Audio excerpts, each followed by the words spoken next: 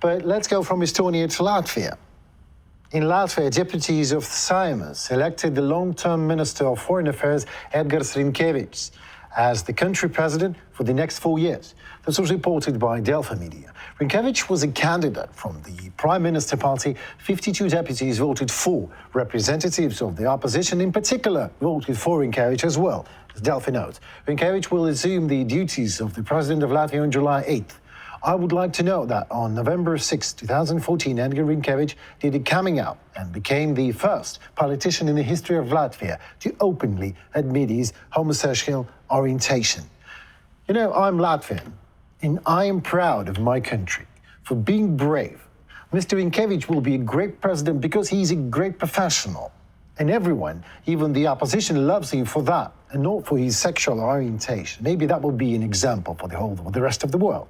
However, I'd be a gay person. If I would be a gay person, I would have a chance to use my orientation as a tool in my career, like to boost or my political campaign or elsewhere.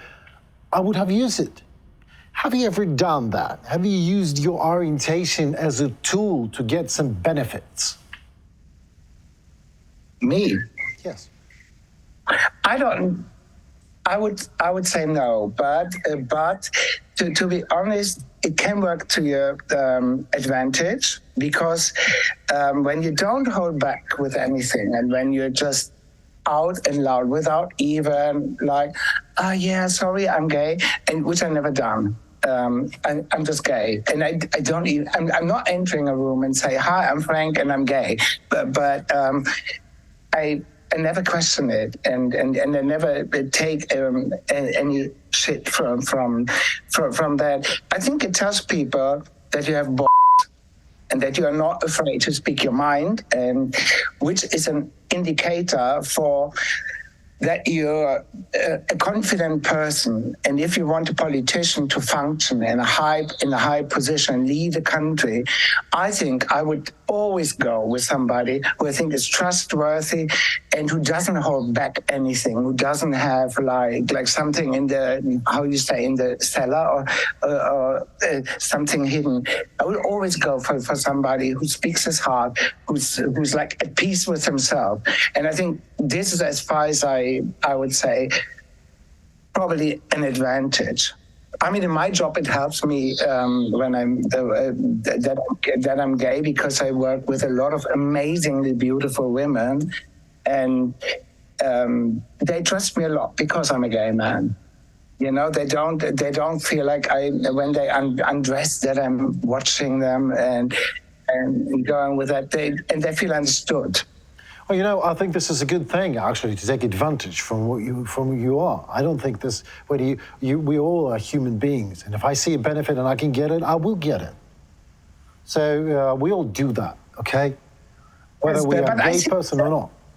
Yeah, I see the same actually for straight guy. When I work with a straight guy who's like totally confident in it, and he talks about his girlfriend and what he loves in bed and all these things. I'm never a person who would say like, oh, don't tell me that. It's beautiful that somebody trusts me and I can totally relate to it and whatnot. I think all this, we should get rid of all this judgmental shit, you know? I mean, it's great when people are happy with themselves, when they love what they're doing, when they grow in what they're doing, when they're happy with their sexuality and whatnot. What better could happen for the planet?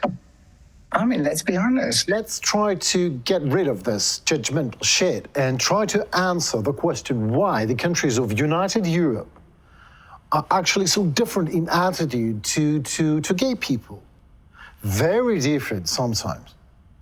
What is the reason for that? I mean, we're more or less the same economical level, more or less political level.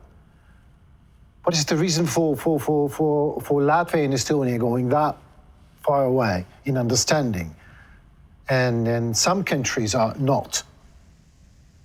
I'm not a historian, you know, so everything I say is probably totally inaccurate, and I can only assume things. But what I learned in the last years is, and this goes back to Ukraine and Russia, in Russia invented homo propaganda laws in 2013, and it was a huge thing. And I had discussions, and I was at that time working a lot with Russian clients, and I asked them, what's going on in your country? And they were replying, oh, you have to understand, Frank, this is for the protection of the children. You have to understand. So they say that you have to understand them. I have to understand it because it's to protect the children. And I was like, hold my drink. Exactly. All right. And it told me what I told you before. You know, I grew up in a totally straight environment when I grew up. And I was 15. There were no Tiffany advertisings with men holding hands, with lesbians kissing, and it simply didn't exist. You know, so this is how people get brainwashed, and then it went on. And some of the problems that we see still in some East European countries is, of course, the Russian Orthodox Church. It's a Catholic church.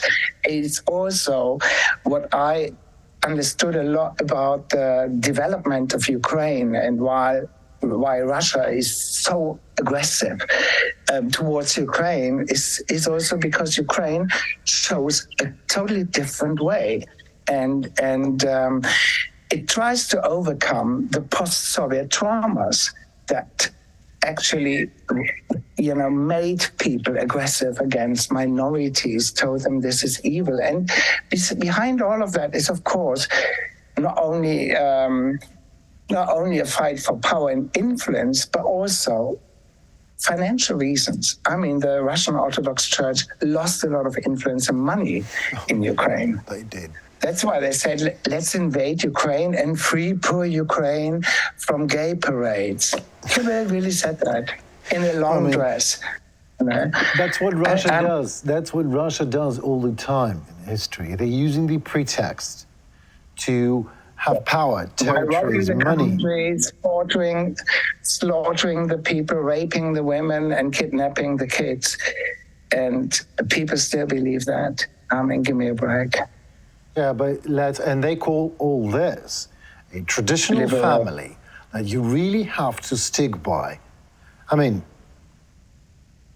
good. This is, and I think this, you know, it takes a long time.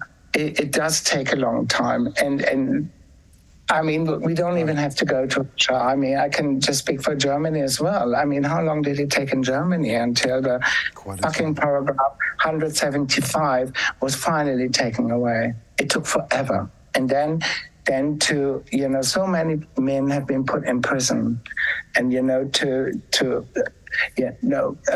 take that shame away. I mean, from the ones who are still alive, because a lot of people committed suicide, a lot of people died already, and it's very, very shameful. Actually, it's very shameful. And, you know, and Germany calls itself a democratic modern country, and, you know, it was pushed to that. It was not like a gift.